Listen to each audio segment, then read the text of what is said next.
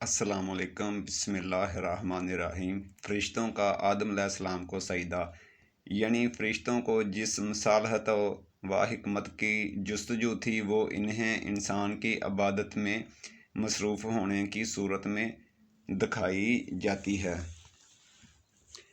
فرشتوں کا حضرت آدم علیہ السلام کے لیے سجدہ۔ اللہ سبحانہ و تعالیٰ نے حضرت آدم علیہ السلام کے جسم میں روح پھونکنے سے پہلے ہی فرشتوں کو اس بات کا پابند کر دیا تھا کہ جیسے ہی میں آدم علیہ السلام کی تخلیق مکمل کر کے اس کے روح ڈال دوں تو تم ان کے سامنے سجدہ تعظیمی میں گر جانا۔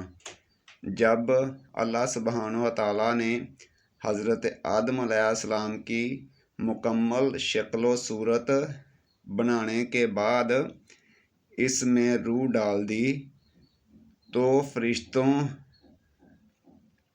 فرشتے اللہ تعالیٰ کے حکم کی تعمیل کرتے ہوئے فوراً حضرت آدم علیہ السلام کے سامنے سجدے میں گر گئے۔ فرمان الہی ہے۔ ترجمہ: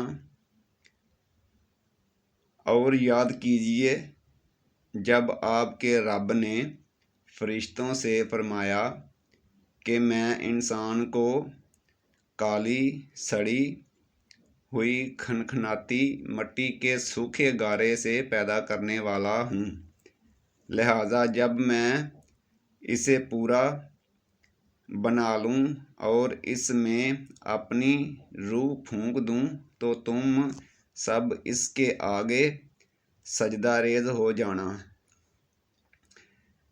پس تمام فرشتوں نے سجدہ کیا۔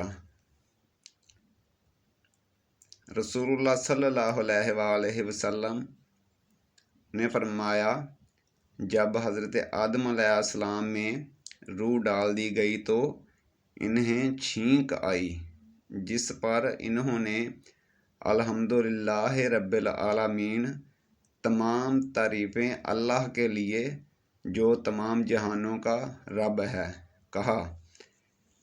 اللہ تعالیٰ نے جواب میں آپ پر رحم کرے فرمایا۔ اللہ آپ پر رحم کرے فرمایا۔ حضرت آدم علیہ السلام کی عزت و تکریم اور فرشتوں پر فضیلت۔ حضرت آدم علیہ السلام کی عزت و تکریم کرتے ہوئے اللہ رب العزت نے انہیں اپنے مبارک ہاتھوں سے تخلیق فرمایا اور فرشتوں سے سجدہ کروا کر آپ علیہ السلام کی خوب عزت افزائی فرمائی۔ فرمان الہی ہے۔ ترجمہ: ہم نے فرشتوں سے کہا کہ آدم کو سجدہ کرو تو ابلیس، شیطان کے علاوہ سب نے سجدہ کیا۔ اس ابلیس نے سجدہ کرنے سے انکار کر دیا اور تکبر کیا۔